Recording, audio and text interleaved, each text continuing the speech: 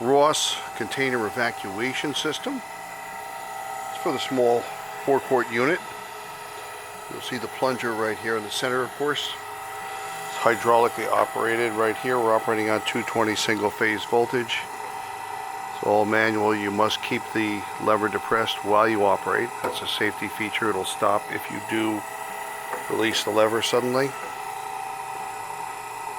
On our website we'll have all the dimensions, stroke, voltage, amperage, anything else that might be needed. The container would mount right in there between those two fixtures you see right there. That's the end of the stroke. Same thing applies. You must hold it in the up position until it completely retracts.